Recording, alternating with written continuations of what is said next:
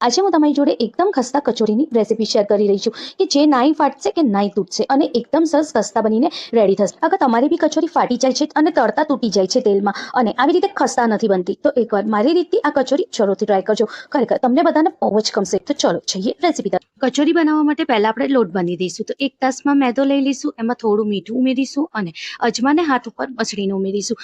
મોયણ માટે આપણે ઘીનો ઉપયોગ કરીશું. હાથમાં લોટની મુઠ્ઠી બંધાય એટલો સરસ લોટમાં મોયણ હોવો જોઈએ. હવે થોડું થોડું પાણી ઉમેરતા જઈશું અને એક સરસ રોટલી જેવો લોટ બાંધીને રેડી કરી દઈશું. પછી એની ઉપર થોડું તેલ લગાવીને મસળીને ઢાંકીને સાઈડમાં મૂકી દઈશું.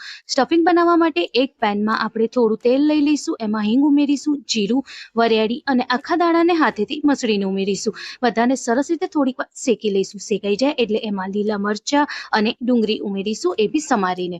બધાને સરસ રીતે શેકીને થોડીક વાર કૂક થવા દઈશું. કલર બદલાય એટલે બધા મસાલા કરવાના છે. હલ્દી પાવડર, લાલ મિર્ચ પાવડર, ગરમ મસાલો અને અમચૂર પાવડર બધાને મિક્સ કરવાનું. મિક્સ થઈ જાય એટલે એમાં થોડું આપણે સ્વાદ મુજબ મીઠું ઉમેરવાનું છે.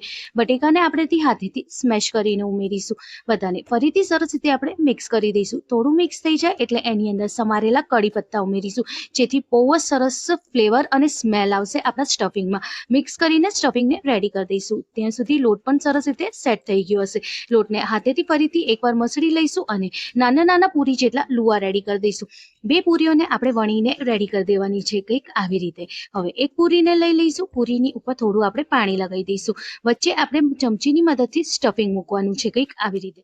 હવે બીજી પૂરીને આપણે એની ઉપર મૂકી દઈશું અને એને ચોંટાડી દઈશું નીચેની પૂરી જોડે. હવે અગર નાની પૂરી હોય તો ખેંચીને લાંબી કરીને એને ચોંટાડી દઈશું. ફરીથી પાણી લગાવીને એને કાંટાની મદદથી આવી રીતે ચોંટાડી દઈશું અને છરીની મદદથી આપણે દૂર દૂર થોડા એના કાપા મૂકી દેવાના છે. ફરીથી પાણી લગાવી દેવાનું ધારો ઉપર અને એક એક પટ્ટી આપણે ઉપાડતા જવાનું અને ઉપરની બાજુ આવી રીતે આપણે મૂકતા જવાનું છે. બસ આવી જ રીતે બધી પટ્ટીઓને આપણે ઉપાડવાની અને ઉપરની બાજુ મૂકી દેવાની. થોડી ક્રોસમાં મૂકવાની એટલે બીજી પટ્ટીની ઉપર થોડી આવે અને આવી જ રીતે આપણે આપણી બધી કચોરીઓને બનાવીને રેડી કરી દેવાની છે. જ્યારે કચોરીઓ થઈ જાય થોડી ઘણી તો આપણે એને તળવા મૂકવાની છે.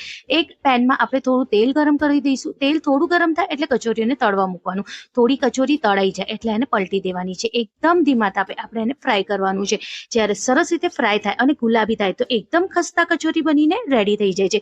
જો કંઈક આવી રીતે. બસ આવી જ રીતે તમે અગર કચોરી બનાવશો તો ક્યારે બી ફાટશે બી નહીં અને તૂટશે બી નહીં.